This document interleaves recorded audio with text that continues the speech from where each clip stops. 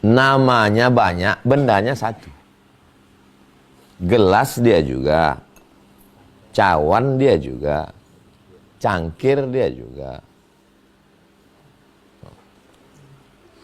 Qalb, nafs, akal. Apa lagi? Fuad, sadr. Alladzi waswisu fi situ ya. Sudur situ ya. Qalb, lahum qulubun ala fil jasadi mudghah ala wahyal qalb. Itu juga. Apalagi dia disebut selalu ya ayyuhan nafs.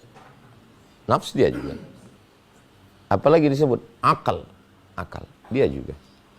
Fuad, ma kadzabal fuadu ma ra'a. Jadi kata Imam Abu Hamid Al-Ghazali dalam Ihya, akal pun dia, qalb pun dia, nafs pun dia juga. Kenapa dia disebut dengan akal? Akal itu artinya tali. Orang Arab kan pakai sorban. Pakai sorban yang ditutupkan ke kepala itu namanya ghutrah. Ghutrah itu diikat pakai tali. Nama talinya itu iqal. Karena orang Saudi payah menyebut qa, jadi g, igal. Tolong belikan saya nanti igal. Tali yang mengikat sorban itu igal. Itu dari kata akal. Kenapa dia disebut akal? Karena dia mengikat hawa nafsu. Akal. Kenapa dia disebut dengan nafs? Karena hakikat diri kita itu dia. Dia itulah diri kita. Nafs. Diri yang sebenar diri kita itu, dia itulah. Kenapa dia disebut dengan qalb? Qallaba yuqallibu. Karena sifatnya berbalik-balik. Kadang suka, kadang benci, kadang marah, kadang cinta, kadang dermawan, kadang qalb. Kenapa dia disebut dengan fuad? Ketika dia sudah tak berbolak-balik, sudah tenang. Makanya yang Isra Mi'raj itu bukan qalb, tapi fuad. Ma kadzabal fuadu ma ra'a. Kalau dia sudah tenang, tak berbalik-balik lagi, fuad namanya. Akal, qalb, nafs, fuad, sadr. Apa beda intan sama berlian? Itu juga Pak Ustadz. Intan itu intan, berlian itu berlian. Kalau kita gali tanah, dapat kita sebongkah batu. Yang bagian luarnya itu berlian. Yang bagian dalamnya itu intan. Orang barat menyebutnya diamond. Karena payah kita menyebut diamond, diamond.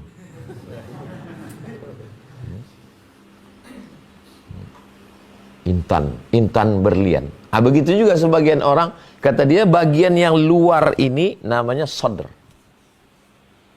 Masuk dia ke dalam, namanya qalb. Masuk lagi ke dalam, namanya fuad. Masuk lagi ke dalam, namanya ruh. Masuk lagi ke dalam, namanya sir.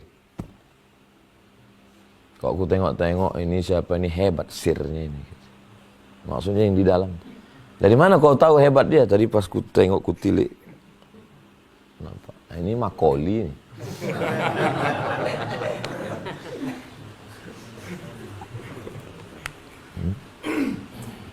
Pemberian Allah Subhanahu wa taala. Kira-kira sebelum Islam datang ke Indonesia, apakah orang tahu tentang sadr, qalb, fuad, nafs, ruh, sir? Tahu. Mana buktinya? Bangunlah jiwanya, bangunlah. Itulah dia. Jiwa itu bahasa Sanskerta. Yang nampak nih namanya badan, bahasa Arab. Ini ceritanya sebelum orang Arab datang kemari. Badan itu Arab. Allahumma afini fi badani. Badan Arab. Sebelum orang Arab datang kemari, apa kita menyebut induk ini? Raga. Olahraga. Ini raga namanya. Sebelum Islam datang, raga namanya. Yang di dalam ini jiwa. Maka disebut pasangannya adalah jiwa raga. Cangkangnya itu, kulit telurnya itu raga. Isinya di dalam itu jiwa. Sebelum Islam datang. Setelah Islam datang, berubah. Marilah. Orang barat itu yang katanya tak percaya kepada yang goib-goib. Percaya dia. Kalau orang barat tenggelam kapalnya, na'udzubillah, dia akan mengasih simbol SOS. Apa kepanjangan SOS? Save our soul. Soul itu ruh. Save our soul. Spirit kata dia. Spirit. Bukan yang nampak nih. Kalau yang nampak ini body. Makanya yang selalu dijaga nih body. Hand body. Yang di dalam itu. Saya mau membuktikan bahwa orang Indonesia, orang Barat meyakini bahwa ada dua, yang nampak, yang tak nampak. Yang nampak namanya raga, yang tak nampak namanya jiwa. Yang nampak namanya body, yang tak nampak namanya soul atau spirit. Jadi jangan katakan, ini Islam aja yang membuat-buat. Enggak. Sebelum Islam datang, dari mana orang itu tahu itu? Membuktikan bahwa sebelum Nabi Muhammad datang ke sini, sudah ada nabi-nabi yang turun kemari. Menceritakan tentang itu. Kalau tidak, dari mana nenek moyang kita tahu tentang sorga dan neraka? Sorga, neraka. Siapa yang baik masuk sorga, siapa yang jahat masuk neraka. Dari mana dia tahu tentang konsep itu? Bahwa berarti dulu pernah ada nabi datang kemari. Cuman tak masuk dalam yang 25 itu. Minhum man qasasna, ada di antara nabi-nabi itu yang kami ceritakan. Minhum lam naqsus, tapi ada yang tak kami ceritakan. Maka kita disuruh beriman kepada yang 25 itu, karena 25 itulah yang disebutkan dalam Quran. 25 itulah cuma yang disebutkan dalam Quran.